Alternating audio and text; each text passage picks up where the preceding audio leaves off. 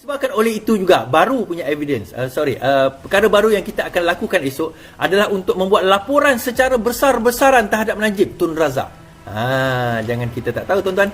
Esok segala semua ahli cabang dikerahkan untuk membuat laporan secara besar-besaran. Rafizi sebut hari itu secara besar-besaran kepada Najib Tun Razak berkenaan dengan kes ini. So dah ditulis oleh Rafizi dan saya dah letak dalam page kami macam mana nak buat laporan tu esok. Okey, saya bacakan. Tuntutan SS Waris Sulu, laporan polis seluruh negara terhadap Najib. Okey, minggu lalu saya telah menunjukkan bahawa masalah yang diwarisi oleh 3 kerajaan persekutuan berturut-turut mengenai tuntutan warisan Kesultanan Sulu sebenarnya bermula zaman Najib Razak sebagai Perdana Menteri. Okey, kita akan cerita. Panjanglah cerita ni.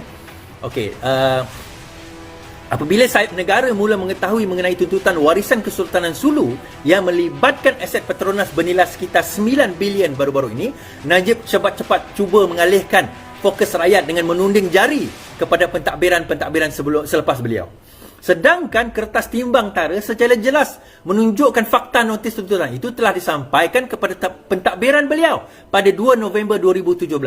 Tuntutan itu juga bermula setelah pentadbiran beliau menghentikan bayaran kepada waris Sultan Sulu sejak 2013 lagi. Oleh itu, saya berpendapat, Rafizi berpendapatlah. Okey, saya berpendapat maka wajarlah kita mengambil tindakan. Oleh itu saya berpendapat wajarlah Najib turut mengambil tanggungjawab atas kegagalan dan kecuaiannya sebagai menjadi Perdana Menteri di antara 2013 hingga 2017 yang membawa kepada tuntutan warisan Kesultanan Sulu yang kini dibebankan kepada setiap pentadbiran kerajaan persekutuan selepas beliau. Undang-undang memperuntukkan bahawa rakyat boleh mengambil tindakan undang-undang sama ada secara di bawah kanun jenayah Penal Code atau tindakan saman sivil terhadap mana-mana penjawat awam yang telah cuai dalam menjalankan tugas awam.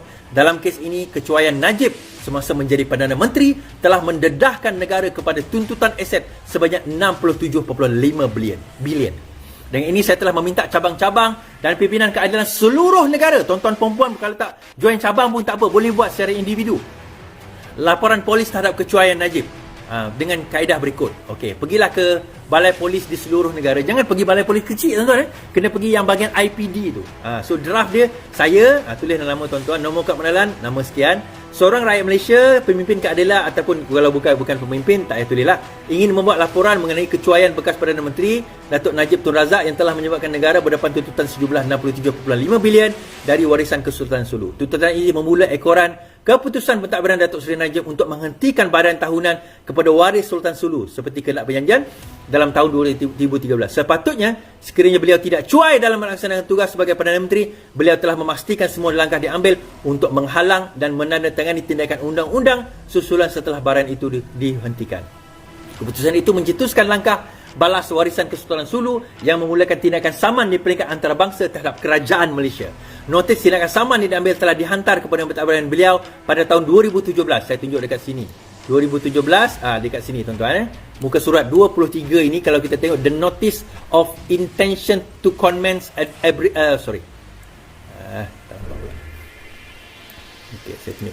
the notice of intention to commence arbitration. Okey, pada muka surat 23, peguam kerajaan Sulu telah menghantar benda ini. Claimant served pada tahun 2017 served a preliminary notice of intention to commence arbitration dated November 2nd, 2017 pursuant to the deed. Henceforth, the notice of intention to commence arbitration at the Embassy of Malaysia in Madrid, Spain. Erti kata lain kalau orang tak erti bahasa orang putih, claimant iaitu negara Malaysia telah diberikan notis, preliminary notice of intention to commence arbitration. Preliminary notice awal untuk niat bagi memulakan timbang tara bertarikh 2 November 2017. Soalan saya tuan-tuan, siapakah Perdana Menteri tahun 2017? Siapa Perdana Menteri tahun 2017? Ya, Najib Tun Razak. Isu dia apa tuan-tuan? Ada yang kata pada saya tadi, yalah sebab dia bunuh rakyat kita, maka kita kena tariklah hak tersebut. Tuan, dia bunuh rakyat kita, itu satu cerita yang lain. Bila kita ambil hak tersebut, itu telah melanggar agreement. Satu lagi dia kata Tommy Thomas lah yang membenarkan, dengan membayar itu sebenarnya membenarkan tuntutan tersebut. Itu lagi bangang kata. Dalam kontrak tuan-tuan, dalam kontrak, siapa yang membatalkan tuntutan itu, dialah yang bertanggungjawab. Umpamanya kita ada satu contract of service, katakanlah contoh lah kan, tuan-tuan dapat projek contohnya buat baiki jalan selama 5 tahun contoh. Tuan-tuan baiki jalan selama 5 tahun. So tahun pertama sign agreement. Tahun pertama okey, tahun kedua. Masuk tahun kedua ni tiba-tiba tuan-tuan terlanggarlah kaki CEO syarikat tu, terlanggar kaki. Dia pun marah. Kita hentikan kontrak tersebut, dia kata. Now, dia langgar kaki, itu isu langgar kaki boleh je saman, boleh minta pampasan, itu cerita lain. Isunya tuan-tuan adalah bila dia nak tamatkan kontrak, itu kontrak berkenaan dengan jalan. The moment dia batalkan kontrak, itu dipanggil breach of contract, pelanggaran kepada kontrak, di mana pihak yang terkesan dengan pelanggaran kontrak itu, maka dengan itu bolehlah menyaman syarikat tersebut dengan jumlah bayaran yang sepatutnya mereka terima dan kerugian-kerugian yang sepatutnya mereka terima. Itu normal, basic. Siapa belajar undang-undang kontrak dia akan faham. Tiba-tiba tukar CEO baru, 3 tahun kemudian CEO yang baru ni pun kata, jomlah kita negotiate, marilah kita negotiate, apa kata kita runding, kita runding balik tentang kontrak ini, janganlah saman kan. Tak apa, kita teruskan. Ada pula macai kata, CEO baru ni salah ni, pergi berunding nak teruskan kontrak tu pula.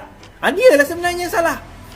Tuan-tuan, yang salahnya CEO yang batalkan kontrak, yang nak teruskan kontrak ni nak runding supaya tak hilanglah 60 bilion. Macam-macam ni suka kita hilang 60 bilion tuan-tuan. Ni macam-macam ni tak tahu. Yang dia orang ni bercakap ikut sedap hidung dia je. Kan, ikut sedap hidung je. Undang-undang pun tak reti, cakap orang putih pun tak pandai. Itu saya dah tunjuk tadi. Kan, surat kertas daripada penimbang tara antarabangsa pada waktu itu. Apa yang berlaku tuan-tuan? Pada tahun lepas, kalau tidak silap saya, atau awal tahun ini, tidak ada orang yang kerajaan Ismail Sabri hantar untuk nak pergi ke timbang tara di Madrid, Spain itu. So akhirnya dia terpaksa buat secara one party, secara satu pihak saja. Keputusan satu pihak itu akhirnya menyebelahi Sultan Sulu. Bila waris Sultan Sulu menyebelahi mereka, bila dah menyebelahi mereka, maka hasilnya adalah kita kalah. Sebab kita tak hantar pun peguam kita kat situ. Baru-baru ni baru nak hantar peguam. Baru kita minta supaya dipendingkan pelaksanaan tersebut pending kita punya negotiation. Tuan-tuan, salahnya siapa tuan-tuan? Siapa yang cuai?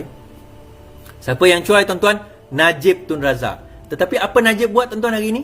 Apa Najib buat? Dia buat rasa tak bersalah dia. Kan? Ambil billion of dollars, still bosku. Rakyat kita ni macam itulah, orang kita. Ambil berbilion ringgit, still bosku. Kan?